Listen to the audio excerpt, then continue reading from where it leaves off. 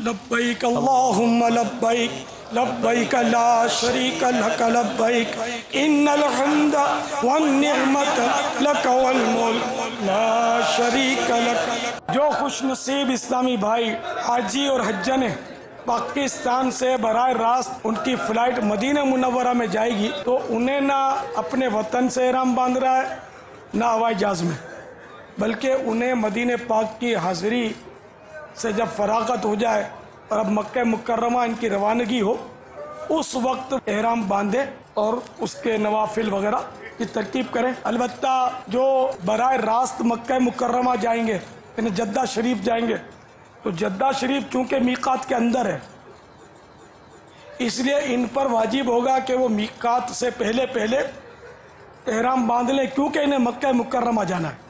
ہاں جنہیں جانا ہی جدہ شریف ہو جیسے کام کاج کرتے ہیں ان پر احرام واجب نہیں ہے، واجب ان پر ہے جو مکہ شریف جانا چاہتے ہیں۔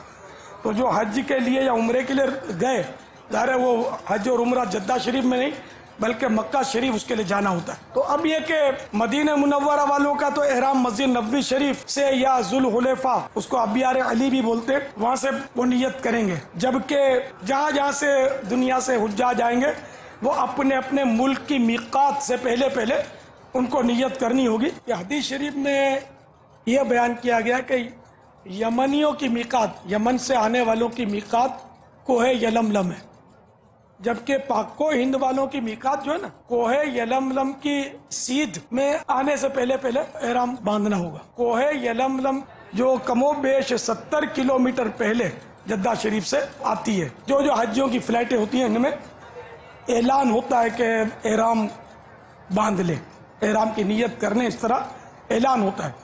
تو اب اعلان کا انتظار نہ کریں کہ بعض اوقات بیٹھے نیند آ جاتی ہے۔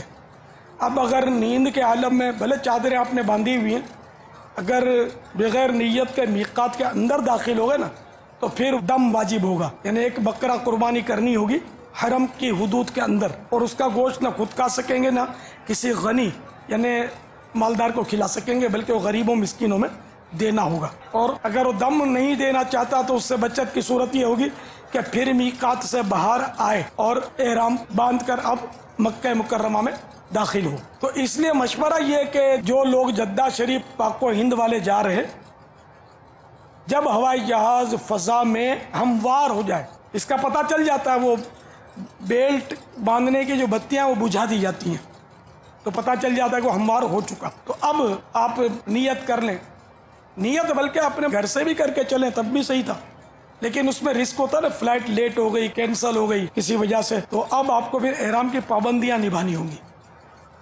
تو اس لیے یہ مشورہ ہے کہ ہوائی جہاز جب ہموار ہو جائے نا تو اترنے کا بھی امکان کم ہوتا ہے، تو اب نیت کر لیں۔ البتہ جتنا جلدی نیت کر لیں گے، گھر سے بھلے نیت کر لیں، آپ احرام کی پابندیوں کا علم ہے آپ کو اور بچ سکتے ہیں تو اچھا ہے، یہ ثواب آپ کا جلدی شروع ہو جائے گا۔ مگر پھر یہ کہ وہ گجرے پھولوں کے لوگ ڈالیں گے اور یہ امکان رہے گا ایئرپورٹ پہ رخصت ہونے والوں کا، تو اس لیے ہوائی جہاز میں آسانی ہے۔ تو اب یہ کہ آپ کو ہوائی جہاز میں نیت کرنی ہے، لیکن اس سے پہلے چادریں آپ کو گھر سے لپیٹ کر جانا ہے، نیت نہیں کرنی۔ صلو علی الحبیب صلی اللہ علیہ وسلم۔